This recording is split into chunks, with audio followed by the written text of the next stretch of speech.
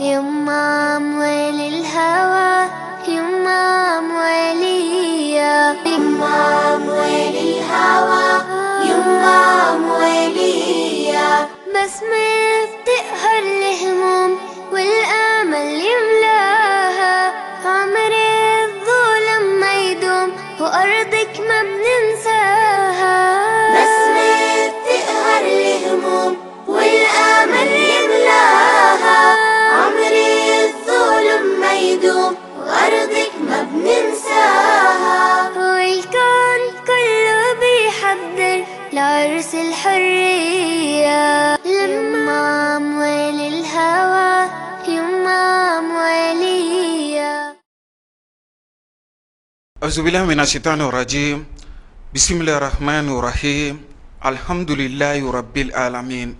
Ambe masara mani foka abarkada lemi sonani ka bidunya irana kaula dunia ka fo obe ka oka jem kan fle ni wati na jem kan mi ni amba fama faso jokene dorokun mi be nyanamaya nyeta tv jabarani so sanfɛ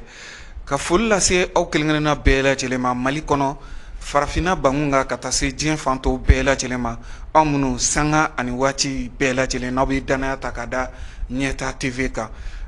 jɛmukan min ni a filɛ k'a lajɛ ni a bɛ fɔ a ma faso jɔ kɛnɛ jɛmukan yɛrɛ ani a tɔgɔ bɛ tali kɛ ɲɔgɔn na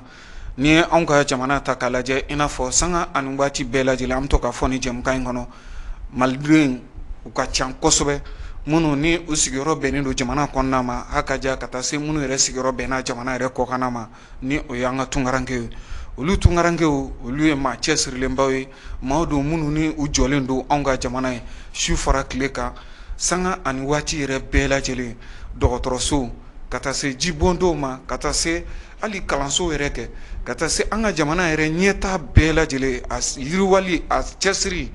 an ka tunkarankew senba bɛɛ o la o kama tuma ni tuma ka to ka an ka tunkarankew wele ka na ni jɛmukan in kɛnɛ kan o ye sanga ani waati an ka wuli ka jɔ ye bi an ka wele sera maliden dɔ ma min ni a sigiyɔrɔ bɛnnen don lamɛrikɛnw ka jamana ma ni o ye bala sisoko ye bala sisoko ye maliden min sigiyɔrɔ bɛnnen don lamɛrikɛ jamana ma kɛrɛnkɛrɛnnenya la lamɛrikɛnw ka duguba min bɛ yen nɔ ni a bɛ f'a ma new york nin tɛ bala sisoko siɲɛ fɔlɔ ye tele ɲɛta jabaraniso sanfɛ a bɛ nin waati in na an ka jamana kɔnɔ wulikajɔba kɛra fɛ ka se ka minɛnw yɛrɛ caman ta k'o di an yɛrɛ ka jamana ma mali min ni a mago bɛ a den bɛɛ lajɛlen na nin waati in na a musaka a bɛ taa se fo sɛfowari miliyɔn 100 bɔɲɔgɔnko ma dɔgɔtɔrɔ minɛnw bɛ o la ka taa se maaw yɛrɛ furakɛli minɛnw o n'a ɲɔgɔnna yɛrɛw bɛɛ lajɛlen bɛ o la o kama bala sisoko y'o cɛsiri min bila sen kan an ye wele bila a ma ka na bi ɲɛta tv jabaraniso yɛrɛ kɔnɔna na kɛrɛnkɛrɛnnenya la émission faso jɔ kɛnɛ kan ka se ka na baro kɛ a fɛ bala sisoko ka nin wulikajɔ ani nin cɛsiri ka ɲɛsin a fa jamana ma hakilina jumɛn bɛ a bila la wulikajɔ jumɛn bɛ a bila la welekan jumɛn bɛ a bolo ka ɲɛsin maliden tɔw bɛɛ lajɛlen ma minnu ni u bɛ se ka cɛsiri kɛ ka ɲɛsin anw yɛrɛ ka jamana ma o cogo kelen na an ka jamana a bɛ degunba kɔnɔna na bala sisoko yɛrɛ fɛla ye mun ye a la cɛsiri jumɛn bɛ se ka kɛ ala a ka ja an ka tunkarankew fɛ ka ɲɛsin faso ma ninnu bɛɛ lajɛlen na kɛ jaabi ye min bɛna di bala sisoko yɛrɛ fɛ o cogo kelen kɔnɔna na hali a ka ja cɛsiriw yɛrɛ bilalen don sen kan soko dɔw la min ye tunkarankew yɛrɛ ka soko dɔ ye bala sisoko b'o o cɛsiri la da bɛna don ninnu bɛɛ lajɛlen na baro in yɛrɛ kɔnɔna na ka fɛsɛfɛsɛli kɛ yanni an ka taa ɲɛfɛ ka kuma di bala sisoko ma a ka ja a ka foli kɛ nin waati in na ka ɲɛsin ɲɛta tv filɛbaw bɛɛ lajɛlen ma bala sisoko salamu alaikum. Walaikum salam ta'ala wa barakatuh. Somɔgɔw bɛ di Tɔɔrɔsula i Sisoko nba bala sisoko a kɛra tile fila ye a kɛra dɔɔni ye a kɛra tile fila ye lamɛriki jamanakaw bɛ cogo di Tɔɔrɔsula New York kaw bɛ cogo di alhamdulillah tɔɔrɔsi t'o si la ayiwa foli kɛ nin waati in na ka ɲɛsin ɲɛta tv filɛbaw ma ok vraiment n bɛ ɲɛta tv filɛlibaw bɛɛ lajɛlen fo tabarikala n bɛ masa subahanahu wa taala fo n b'a barika da kutu mamadu sallallahu alaihi wasallam tila ka ale ye n bangebaaw fɛnɛ u bɛ an lajɛ kosɛbɛ nin na sɛbɛsɛn woloba n b'a fo n bɛ tunkarankew bɛɛ lajɛlen fo yan nɔ alhamdulillah tunga nga bɛɛ lajɛlen sigilen bɛ o gulonnen bɛ an ka télévision so in na n ka foli se u bɛɛ lajɛlen ma ka dugawu kɛ jamana ye ala ka jamana kolo suma ala ka hamina ko bɛɛ lajɛlen nɔgɔya minnu fana bɛ tunga la segin ko ɲuman ala ka nɔgɔya an bɛɛ lajɛlen ye an taara mun ɲini ala k'o sɔrɔ vraiment k'an nafalan bɔ a la an ka denbaya ani an ka jamana amina yarabi Bala Sisoko an bɛ i yɛrɛ fo ka i waleɲuman da an b'a dɔn k'a fɔ ni i nana ka bɔ l'Amérique jamana kan wulikajɔ ni boliboliw fanga ka bon nka an ye wele bila i ma walasa i bɛ se ka na bi cogo min na an ka baro kɛ i y'o accepteli min kɛ an bolo an bɛ i fo ko o foli la kɔmasegi kɛ ka se i yɛrɛ ma merci k'a fɔ ko i bisimila tele ɲɛtaa Jabaraniso kɔnɔna na merci a diyara n ye ayiwa Bala Sisoko hakili la jɛkulu min bɛ yen les Maliens Unis des États-Unis jamana kan i y'o ɲɛmaa ye kosɛbɛ jɛkulu in bɛ cogo di malidenw yɛrɛ bɛ cogo jumɛn na l'Amérique jamana kan bi vraiment malidenw alhamdulilahi rabbil alamin an fɛn o fɛn taara tunga la ko kɔnɔkulu jɛlen bɛ bi fɔ o ye tiɲɛ an y'a lajɛ k'a fɔ ko jamana si dugu si kabila si o tɛ jɔ bɛnbaliya kɔfɛ o ye tiɲɛ ko ni aw farala ɲɔgɔn kan a bɛ se ka nɔ bɔ ko la o de la walasa ka bi fɔ an y'a essayer an y'an fara ɲɔgɔn kan n'a bɛ fɔ o ma ko les Maliens Unis d'Amérique les Maliens k'a Unis fɔ k'an bɛɛ d'Amérique lajɛlen k'i ka différence to kɛrɛfɛ k'i ka couleur bɛɛ lajɛlen to kɛrɛfɛ an k'an fara ɲɔgɔn kan an bɛ se ka an yɛrɛ dɛmɛ cogo min na an bɛ jamana mun kɔnɔ o fana ka bɔ yen nɔ an bɛ se ka dɛmɛ lase ka se faso ma cogo min na a hakilina ye ninnu de ye nɔ ten alhamdulillah ayiwa maliyɛn caman b'i yɛrɛ sɔrɔ jɛkulu kɔnɔna na walima a bɛ dan New York dɔrɔn de ma walima l'Amérique jamana yɛrɛ hakilila jamana ba don dɛ jamana belebele don état ninnu bɛɛ mɔgɔ b'a la donc o de to an y'a fɔ ko les Maliens Unis d'Amérique c'est-à-dire ka Amérique Maliens Unis n bɛ Amérique dugu o dugu la ka u bɛɛ lajɛlen dɔ fara ɲɔgɔn kan o de les 50 états donc u bɛɛ lajɛlen mɔgɔ dɔ b'a la yen nɔ Bala Sisoko e maliden i sigiyɔrɔ bɛnnen don l'Amérique jamana ma i ka baara fanga ka bon nka ka tila k'i cɛsiri maliyɛnw ka se ka fara ɲɔgɔn kan a tɛ n'i ka baara tiɲɛ gasi a tɛ gasi lase i ka nafolo ɲini ma vraiment i ye mun fɔ o don n bɛ tilen k'o de fɔ mɔgɔw ye n ko tuma caman n ko anw kelen ko gouvernement baarakɛlaw mais anw ta ye vis-à-vis ye c'est totalement bénévole c'est-à-dire an b'a kɛ jamana kanu kama an b'a kɛ k'a fɔ ko an bɛ se k'an yɛrɛ dɛmɛ cogo min na c'est-à-dire ni jamaw jɛra fo dɔ de ka kɛ hakili jagabɔbagaw ye comme on le dit la tête pensante pour les autres o ye kelen ye filanan fana ye mun ye n delila k'a fɔ je pense a ka kɛnɛ kelen kan yen nɔ n ko hadamaden i mana wuli n'i ka wulili tɛ mɔgɔ wɛrɛ mago ɲɛ fo i yɛrɛ kɔ wuli kun t'i la i b'i da donc surtout an bɔra yan nɔ n'i ye tunga yɛrɛ jateminɛ marakakan de don ka bɔ tunga o ye marakakan ye donc tunga kɔrɔ ye mun ye ten nɔ ka taa fanga ɲini tungarankew fanga ɲininaw ka fanga ɲini ka mun kɛ ka na faso jɔ donc i b'o k'o kɛ min na c'est à dire a b'a lajɛ dɔ de bɛ ko dɔ to yen nɔ fɔlɔ ka sacrifice dɔw kɛ hali an filɛ nin ye faso mun kɔnɔ yen nɔ ten i b'a ye an ka mɔgɔ minnu tɛmɛna c'est à dire Babemba Cɛba Sunjata olu de ye ko dɔ kɛ sacrifice Modibo Keyita olu de sacrifice dɔw kɛ walasa an bɛ se ka sigi yan nɔ cogo min na ten nɔ donc a ye moment donné mɔgɔ caman t'a faamuya i b'a fɔ i taara wari ɲini na kɔfɛ i b'i ka wari ɲini to yen nɔ ka na ka ninnu kɛ ka ninnu kɛ mais tuma dɔw la i b'i sigi k'i miiri c'est à dire diɲɛ in aw b'a dɔn mɔgɔ kalan denw caman bɛ yen nɔ minnu b'a an lajɛ la c'est à dire nin ye mun ye nin kɛlen ko transit de c'est à dire a kɛlen n'a fɔ tan dɔrɔn k'an bɛ tourisme de la yan nɔ badabada bɛ yɔrɔ min la ten nɔ badabada a bɛ sɔrɔ yen nɔ de wa i b'a sɔrɔ diɲɛ de kɔnɔ donc f'i ka sacrifice de kɛ a kɛ kun ye o de ye ten nɔ ayiwa Bala Sisoko an bɛ i fo i ka nin wulikajɔ la ka se ka malidenw bɛɛ lajɛlen bɛ se ka don da kelen fɛ cogo min na ka bɔ da kelen fɛ ka u fara ɲɔgɔn kan l'Amérique jamana kan nin ye wulikajɔ ye kabiri tuma jan cɛsiri min bɛ yɔrɔ ka ɲɛsin malidenw ma l'Amérique jamana kan ni hakilina ye hakilina ɲumanba ye Bala Sisoko an bɛ segin ka na halisa an yɛrɛ fɛ jamana kɔnɔna na dɔgɔ furancɛ tɛmɛnen na i ye wulikajɔba kɛ fɛn min ye minɛn kɔni caman ye furakɛli minɛnw b'o la furaw b'o la o n'a ɲɔgɔnnaw ka i bolo fila fa k'a to a la ka a ta k'a di jamana ma ni hakilina in nana cogo jumɛn na i da don a la de ka walawalali kɛ mais walawalali min kɛ n bɛ masa subahanahu wa taala fɔ n b'a barika da ala de y'a latigɛ c'est à dire a ye moment donné an b'o de fɔ ko Mali jigi bɛ malidenw de kan surtout les Maliens de la diaspora n'a y'a jateminɛ embargo min bɛ yen nɔ n'o talen bɛ k'o ɲɛsin anw ma crise minnu bɛ yen nɔ n'o talen bɛ k'o ɲɛsin anw ma anw fana jɔyɔrɔ bɛ se ka kɛ fasoko la faso cogo di ye partenaires caman taara k'a fɔ ko vraiment u y'u senbɔ kow la u ye en suspens fɛn caman na ten nɔ donc n ye n sigi k'a miiri n ko vraiment ni partenaires taara est-ce que an fana kan k'an ko don Mali la ni ɲɔgɔnna caman n b'a dɔn o si tɛ mɔgɔ si ka laɲini ye donc n ko vraiment an k'a lajɛ an ka kɛ exemple fɔlɔw ye u bɛ fɛn dɔ fɔ ko ɲɛngo tɛ kɛ fɛn ye mais ko kɛlɛbaatɔ bɛ kɛ fɛn ye donc vraiment ni partenaires taara an k'a lajɛ an k'o relève ta an ka kɛ Mali ka partenaire ye sisan Mali jigi bɛ anw de kan surtout les Maliens de la diaspora le Mali compte sur sa diaspora Mali comptelen bɛ anw minnu sigiyɔrɔ bɛnnen bɛ kɔfɛla kan Mali jigiba bɛ anw kan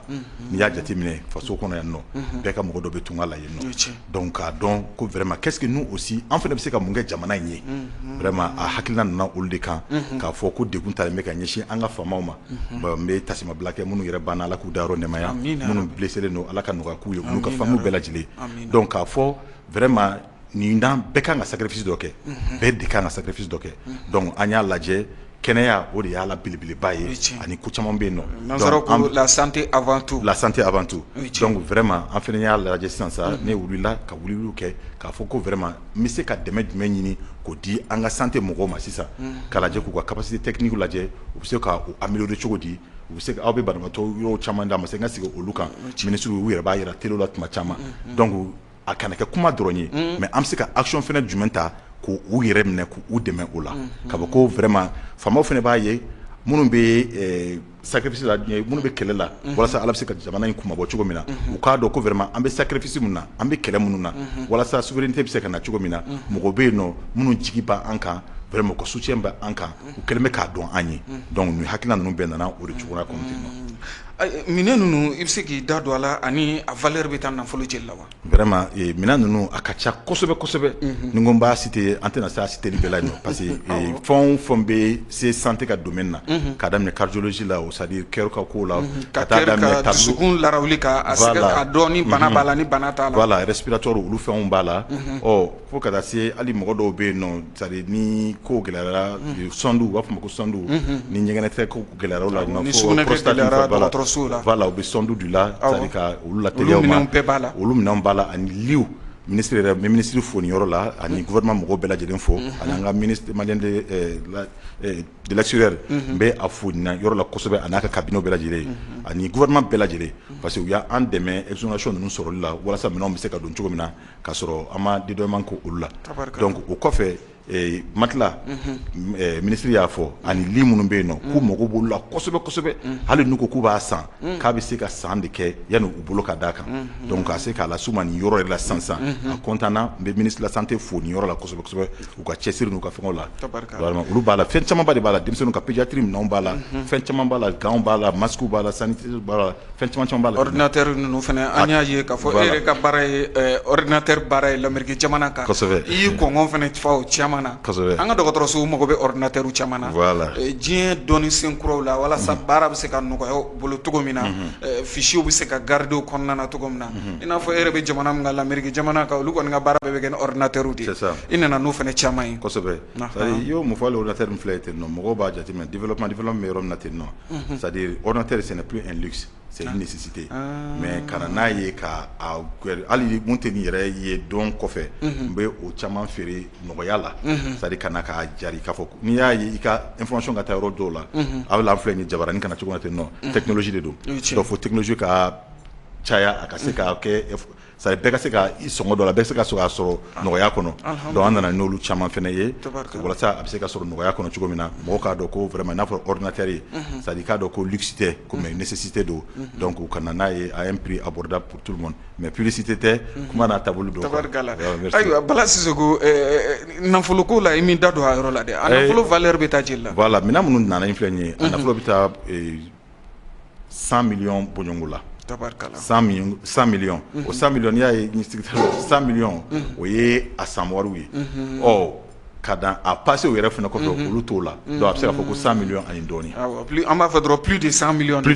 voilà plus de 100 millions millions kɛmɛ ni a kunkan fɛn ka se k'o nati n'o ye ka n'o di ka jamana ma fisabililayi Bala Sisoko Ala ka ani sara alhamdulillah Bala Sisoko Mali bɛ lahala gɛlɛn kɔnɔna na nin waati ninnu na kosɛbɛ a bɛ san damadɔ bɔ an ka jamana fereke bɛ a sen na min kɛra sababu ye k'a ka ɲɛtaga yɛrɛ ka gɛlɛyaba don o la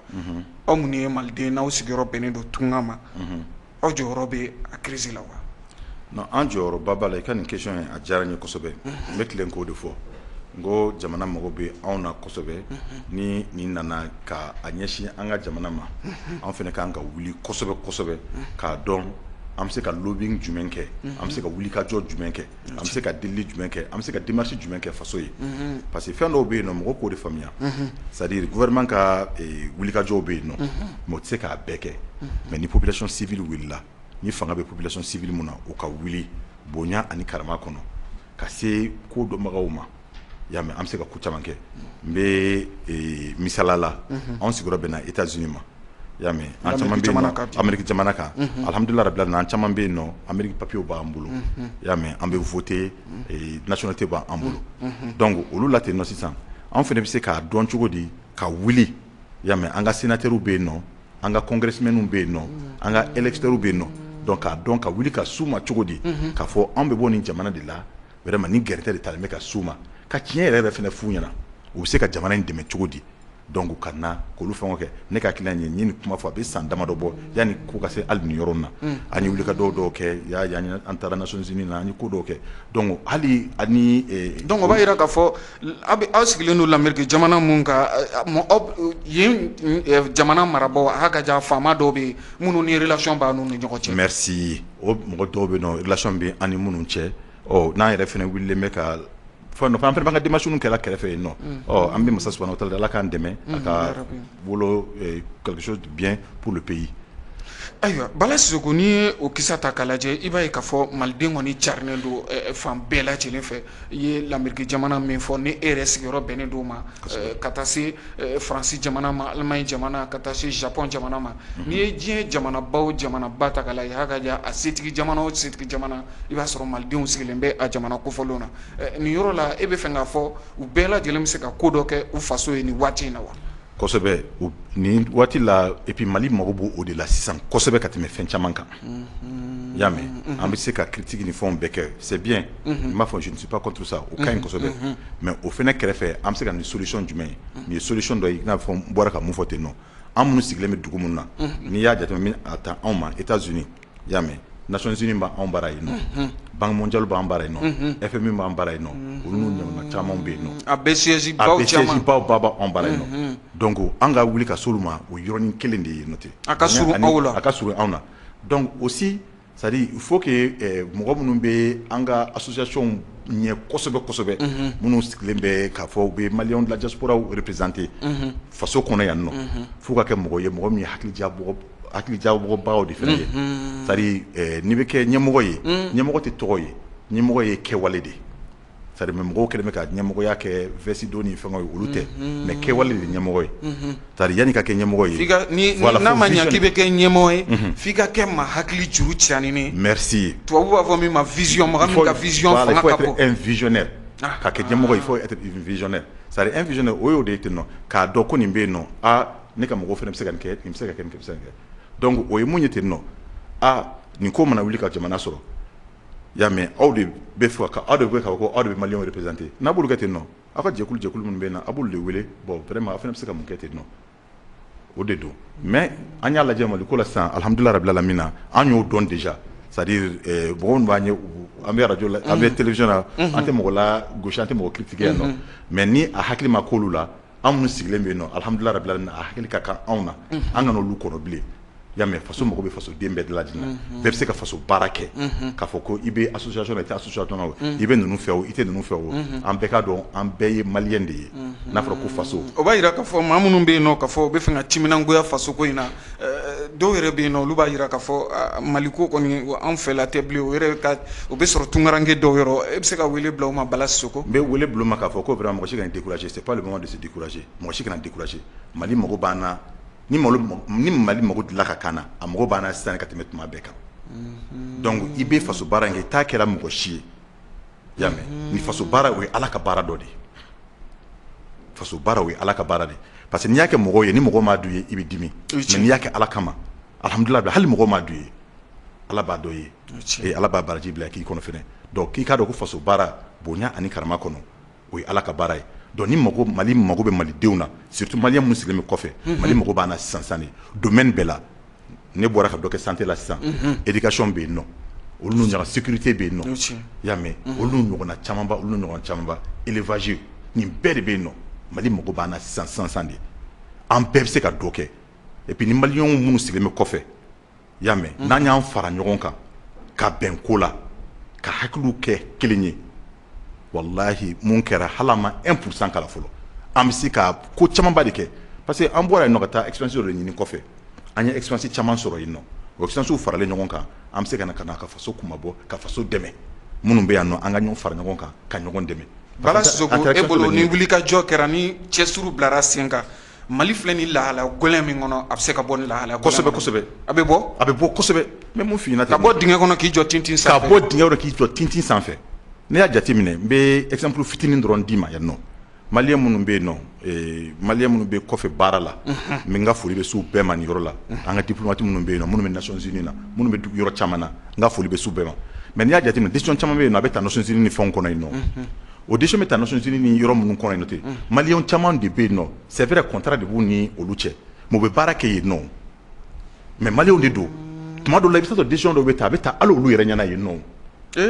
oui mais maliyɛn baden de bɛ yen i b'a jate minɛ maliyɛnw bɛ yen nɔ minnu tɛ ka bɔ gouvernement baarakɛlaw tɛ dɛ u bɛ Nations Unies na i b'a sɔrɔ sisan PNUD la u bɛ yen nɔ fɛn wɛrɛw la c'est à dire fɛn caman de la yen nɔ u bɛ États-Unis yɛrɛ u bɛ New York kɔnɔ yen nɔ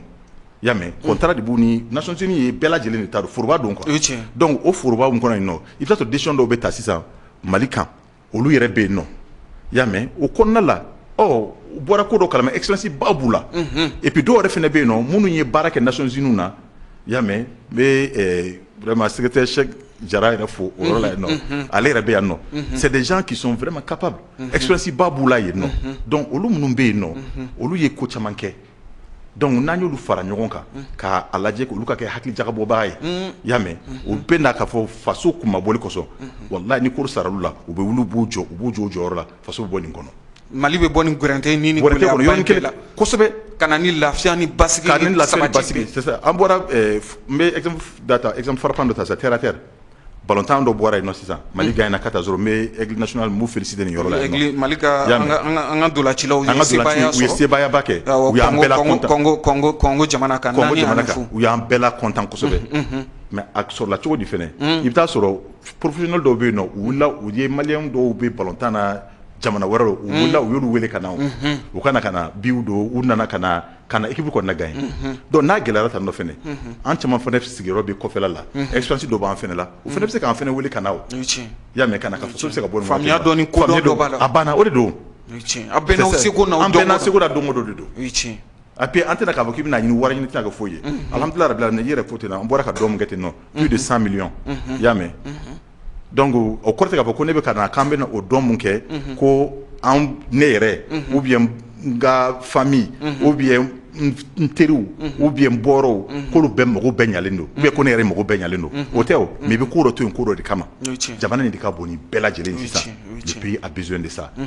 donc o bɛ kɛ hali mɔgɔ caman bɛ wele kɛ yanni ka taa nin di taa kɛ tan jamana mago bɛ nin de la sisan fɔlɔ c'est à dire à un moment donné i t'a lajɛ succès personnel i yɛrɛ ka succès i b'o to yen nɔ i bɛ succès collectif ɲini c'est à dire fɛn b'o de la yen nɔ o de ye badabada ye Mali bɛ waati la sisan Mali mago bɛ a den ɲuman bɛɛ lajɛlen alhamdulilayi rabil alamin a banna min bɛ Mali kɔnɔ minnu bɛ Mali kɔ kan kosɛbɛ o bɛɛ lajɛlen ka cɛsiri n'olu ka jɔli o de bɛ kɛ sababu ye an ka jamana in bɛ dingɛ min kɔnɔ a bɛ bɔ o dingɛ kɔnɔ k'i jɔ tintin sanfɛ siga foyi t'a la ala barika la Bala Sisoko hakilinabaw caman bɛ i la i bɛ fɛ ka minnu waleya don n'a nataw la an ka jamana ninnu kɔnɔna na ni a bɛ f'o ma ko projet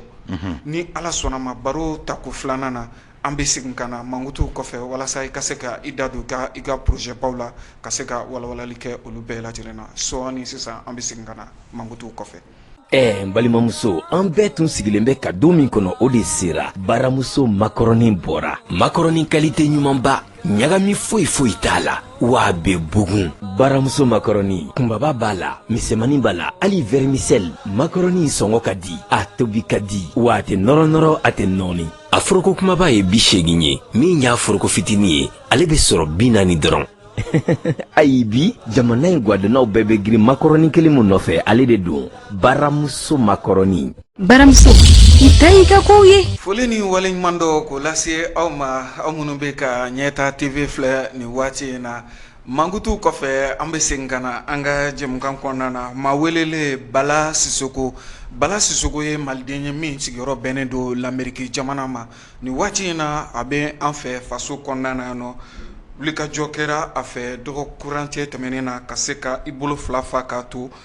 kɛnɛya minɛnw na hakaja ka ɲɛsin minisiriso ma minisiriso min yɛrɛ sigilen don kɛnɛya yɛrɛ bɛ se ka sabati cogo min na an ka jamana kɔnɔ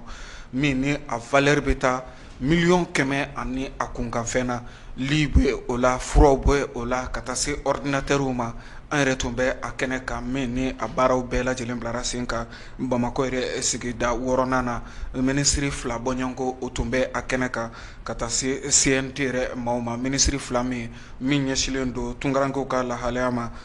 Alhamdu Aga Iliane ka taa se Jaminatu Sangare ma min ni ale yɛrɛ sigilen don kɛnɛya bɛ se ka sabati cogo min na an ka jamana kɔnɔ ka taa se ɲɔgɔn dɛmɛ yɛrɛ ma ninnu kɔni bɛɛ lajɛlen yera kɛnɛ kan ka taa se CNT yɛrɛ maa caman kulogiriyɔrɔ ma a ka ja ka taa se kunnafonidilaw yɛrɛ ma Bala Soko yɛrɛ bɛ an bolokɔrɔ bi walasa a ka se ka walawalali kɛ o kisaw la baro kun fɔlɔ nana boli olu kisaw ka faamuyali caman sɔrɔla o la baro kun filanan na an bɛ segin ka na jɛmukan kɔnɔna na ɲininkali tun nana da yɔrɔ min na Bala Soko yɛrɛ hakilinaw b'a la wulikajɔw bɛna sabati a fɛ anw ka jamana kɔnɔna na nansaraw b'a fɔ min ma ko projet kuma ka ɲi a tigi yɛrɛ bolo Bala Soko projets ye mun ye wulikajɔw bɛna ɲɛsin mun ma don n'a nataw la waati nataw la an ka jamana kɔnɔna na. Merci ka question diyara n ye a tɛ tɛmɛ dɔwɛrɛ kan an taara kɔfɛ an bɛ fɛ ka segin so maliyɛnw an ka fierté ye mun ye o ye ka na ka don so dɔ kɔnɔ an caman bɛ yen nɔ n'an taara an bɔra duba kɔnɔ an tatɔ parce que se tun t'an ye kosɛbɛ kosɛbɛ alhamdulilayi rabbil alamin duba ma gosili tɛ ka na ka so don duba kɔnɔ tugun o tɛ lahala an caman ka laɲini ye donc an b'a fɔ an ka succès bɛ dépend mun na ka bɔ n'an segintɔ n'an sera ka na an yɛrɛ ka so parce que i bɛ taa sɔrɔ an caman fana bɛ yen nɔ ne mɛnna yen nɔ kosɛbɛ i b'a sɔrɔ dɔw bɛ yen u kɔrɔla yen kosɛbɛ u bɛ fɛ ka segin so u la gosili tɛ mais ka na ka don duba kɔnɔ o ma nɔgɔn donc u natɔ n'u sera ka na avoir un toit ka na ka so dɔ sɔrɔ don fɛn dɔ jukɔrɔ bili dɔ kɔrɔ u bɛ diya u ye kosɛbɛ soko dun ma nɔgɔn maliyɛn yɛrɛ ka fierté ye so de soko ma nɔgɔn o fɛ an caman fana bɛ yen nɔ i b'a sɔrɔ an ye wariw ci ka na ka terrain san terrain feerela mɔgɔ 4 mɔgɔ 5 ma an bɛ ka wariw ci ka na so ka jɔ an ye a ko ci ka tɛ dɛ donc voilà projet in y'o de ka na ka cité da an y'a daminɛ cité fɔlɔ la cité de Maliens de la diaspora y'a mɛn a filɛ nin ye Tabakɔrɔ an ye démarche dɔ kɛ ne yɛrɛ wulila ka démarche kɛ ni gouvernement alhamdulilayi rabbil alamin a mɛnna depuis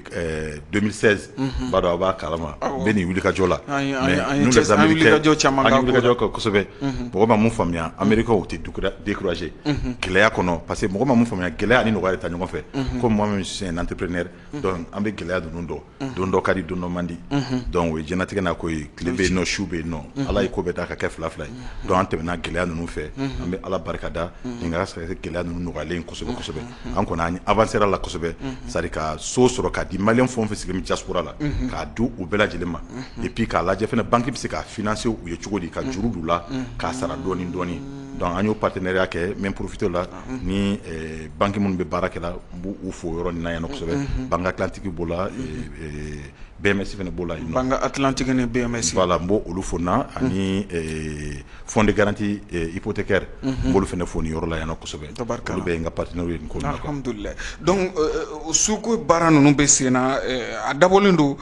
tunkarankew kama nka l'Amérique tunkarankew dɔrɔn walima a ka ja maliden tunkaranke maliyɛn min bɛ tunga na bi Bala Soko a ka ca kosɛbɛ bari dɔw y'a jira k'a fɔ 3 dɔw y'a jira k'a fɔ a bɛ taa fɔ 5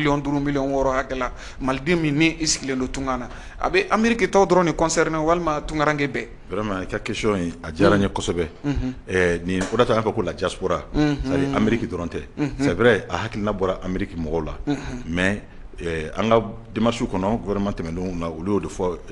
an ye bon maliyɛnw ka ca fan bɛɛ fɛ donc maliyɛn bɛ diaspora fan maliyɛn bɛ diɲɛ fan o fan olu bɛɛ lajɛlen ta don an y'a tɔgɔ la ko les Maliens de la diaspora maliden minnu bɛ sɔrɔ farafinna bankun kan ka taa se Asie fanfɛlaw ma Europe a bɛɛ lajɛlen diɲɛ fan o fan a bɛɛ lajɛlen b'a la an ye dɔ di dɔw yɛrɛ ma déjà a la donc olu dɔw bɛ Faransi ka dɔw b'a la déjà Canada ka dɔw b'a la donc hali minnu bɛ Angola yɔrɔ ninnu mɔgɔ dɔ b'a la donc maliyɛn bɛ fan o fan fɛ n'i ye maliyɛn de ni sigiyɔrɔ kɔni bɛnna mɛ kɔfɛla ma e t'a b'a la alhamdulilayi rabbil alamin donc ne nin banna fɛnɛ hakilina wɛrɛ b'an na ka continuer ko wɛrɛw fɛnɛ fɛ inchallah ayiwa Bala Sisoko i filɛ ka soko min fɔ nin ye o kɔni de ye n bɛ se k'a fɔ ni haminaba bɛ tunkaranke la walima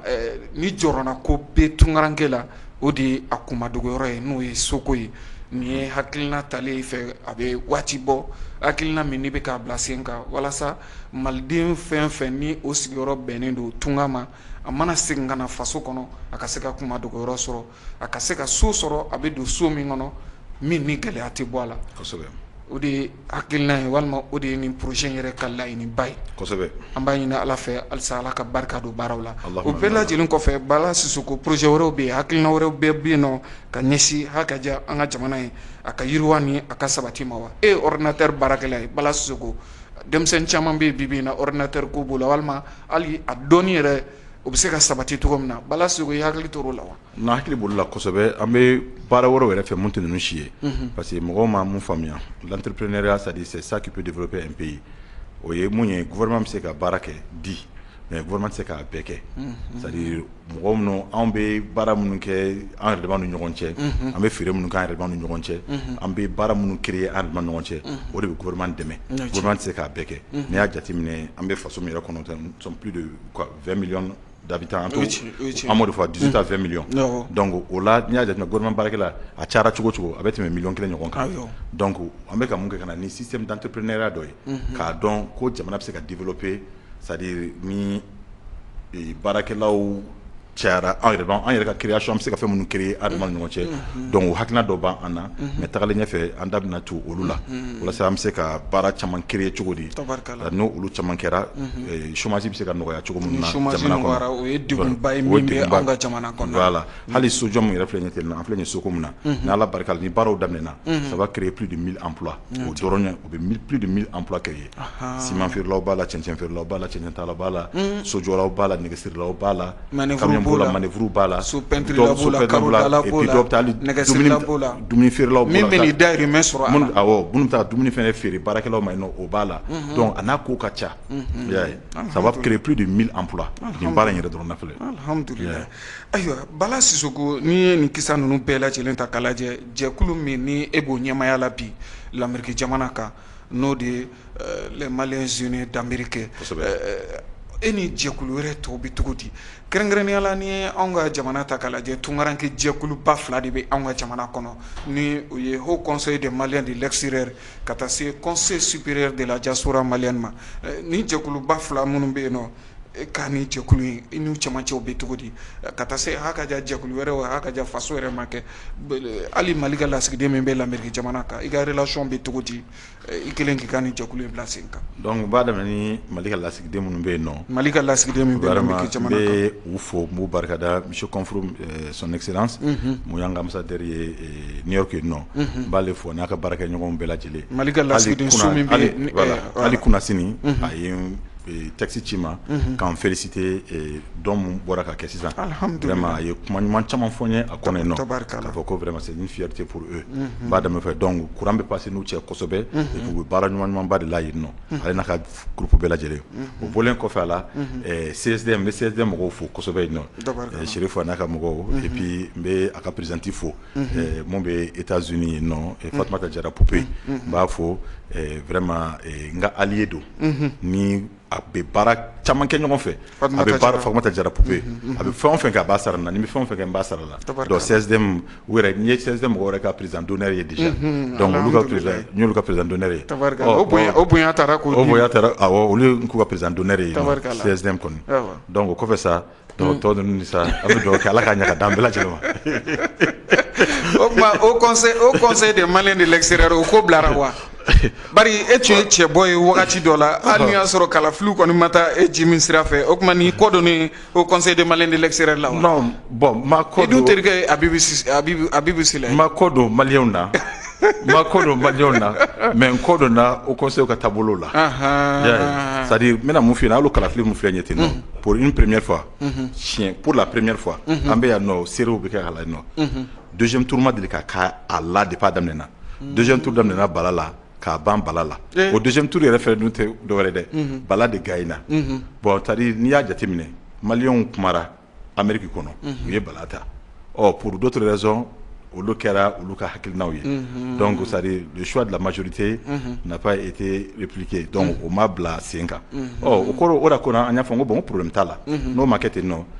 o tɛ an bɔ fasodenya la o t'an bali an ka faso baara kɛ ne tun bɛ n'o yɛrɛ ɲininkali kɛ la o bɛɛ lajɛlen n'a ta kɔfɛ e tilara k'i cɛsiri maliyɛn ko la ka tila k'i cɛsiri faso ko la faso ko la fo an filɛ Maliens Unis d'Amérique k'o kɛ awɔ ka tila k'i bolo fa minɛn fana ka na n'a ye faso kɔnɔ a banna e ma découragé hali dɔɔni n y'o de fɔ bɛɛ lajɛlen ɲɛna i tɛ se ka découragé o i y'a mɛn parce que n'i b'i ka objectif ye k'a fɔ ko faso dɛmɛ de don donc tɔgɔ tɛ se k'a fɔ ko nin parce que i ma nin tɔgɔ utiliser i tɛ se ka faso dɛmɛ n'i ma nin tɔgɔ utiliser les Maliens k'a fɔ n'e ma kɛ haut conseil ɲɛmɔgɔ ye i tɛ faso dɛmɛ o tɛ i tɛ se k'o kɛ o voilà ni faso den n'i ye faso de bila fɛn bɛɛ sanfɛ donc fɛn o fɛn bɛ na i y'a mɛn faso de ka bon n'o bɛɛ lajɛlen faso ka bon ni ne ye faso ka bon n'an bɛɛ lajɛlen faso de bɛ fɛn bɛɛ lajɛlen sanfɛ donc fɛn o fɛn mana na o ka dɔgɔ i y'a mɛn donc n'i nana ne nin ye n'an ɲɛ bɛ faso de la an b'an pan kunna an bɛ taa faso de ta fɔlɔ o de y'a to an ye Maliens Unis d'Amérique fara ɲɔgɔn kan donc ka se k'an ka baara kɛ i y'a mɛn hali n'an ma kɛ ni nin tɔgɔ ye sa les Maliens Unis d'Amérique alhamdulilayi rabbil alamin an bɛ ka taa an bɛ baara kɛ la aw tulo b'a la ɲɛ b'a la nin t'a fɔlɔ ye nin t'a filanan ye i y'a mɛn a camanba wɛrɛ bɛ ka na nin fɛnɛ bɛɛ kɔfɛ donc an ka hakilinaw hali bi an bɛ to hakilina kelen ninnu kan tabarikala ayiwa jamana cɛmancɛla fanga bɛ sen kan nin waati in na aw minnu bɛ tunga na kɛrɛnkɛrɛnnenya la l'Amérique jamana kan e ye magobatigi ye i ye entrepreneur ba ye i sigiyɔrɔ bɛnnen don l'Amérique jamana ma Bala Sisoko transition maaw an n'u cɛmancɛw bɛ cogo di contacts bɛ yen contacts bɛ yen ka proposition kɛ walasa an ka jamana a bɛ bɔ nin degun kɔnɔna na vraiment contacts bɛ yen an n'u cɛ et puis an bɛ n'an kan ka ladilikan mun f'u ye tuma min na an b'o f'u ɲɛna n'an kan k'u la encourager ka taa sira min fɛ an b'u encourager ka taa o sira fɛ contact bɛ an n'u cɛ et puis an b'u fo k'u waleɲuman dɔn nin yɔrɔ fɛnɛ la k'a dɔn k'a fɔ u bɛ ka sacrifice min kɛ jamana ye vraiment Ala ka a ɲa an bɛɛ lajɛlen ye Ala ka jamana kolo suma Ala ka jamana kuma bɔ amina yarabi ayiwa Bala Sisoko an bɛ se k'a fɔ jɛmukan an bɛ ka se a kuncɛyɔrɔ la an bɛna jɛmukan in an bɛ fɔ yɔrɔ min ma question politique ni ye anw ka jamana ta k'a lajɛ gɛrɛntɛ bɛ anw ka jamana kan nin waati in na an bɛ jɛkulu kɔnɔna na jɛkulu min ni a bɛ fɔ a ma ko CEDEAO farafinna tilebi jamanaw ka fara ɲɔgɔn kan kuluba sɔrɔta sira fɛ jamana 15 bɔɲɔgɔnko o b'i yɛrɛ sɔrɔ ni jɛkulu kofɔlen kɔnɔna na gɛlɛya walima ko gɛrɛntɛ o tan bɛ ka sigi anw yɛrɛ faso kan n'a bɛ fɔ a ma ko embargo sigi tun kɛra a jamana ɲɛmaaw fɛ dɔgɔ furancɛ tɛmɛnen na hali ni y'a sɔrɔ bɛn kɔni ma se ka kɛ gɛrɛntɛ wulili la ka bɔ anw ka jamana kan anw ni CEDEAO ka nin samasamali e bɛ mun ye a kɔnɔna na embargo anw ka jamana kan aw ye tungaranke ye a b'a ye cogo jumɛn na non vraiment maliyɛn bɛ bɔ fan o fan fɛ maliyɛn sigilen bɛ diɲɛ fan o fan i b'a dɔn Mali tɛ ni embargo in mérité surtout an yɛrɛ sigiɲɔgɔnw an yɛrɛ frères an yɛrɛ balimaw fɛ i y'a mɛn c'est à dire n bɛ fɛn dɔ fɔ yanni tubabu ka na an kun ye balimamaw de ye fɔlɔ tubabu de nana ka dankari sigi an ni ɲɔgɔn cɛ yen nɔ ka dancɛw to yen nɔ donc ni ko kɛra cogo o cogo sigikafɔ bɛ kɛ yen nɔ donc n'i y'a jateminɛ c'est à dire u ye nin mun kɛ pour moi c'est injuste o ye ne ka hakilina ye au même moment u bɛ fɛn dɔ fɛnɛ fɔ ten nɔ et c'est pas le moment k'a fɔ ko e ye n tan n fɛnɛ b'i tan c'est à dire an k'a lajɛ an ka hakili jagabɔw kɛ i y'a mɛn an ka hakili bila dusu ɲɛ donc an k'a lajɛ k'a fɔ hadamaden c'est à dire ko gɛlɛyara cogo o cogo an b'o fɔ ko bi i y'a mɛn o de bɛ se fɛn bɛɛ la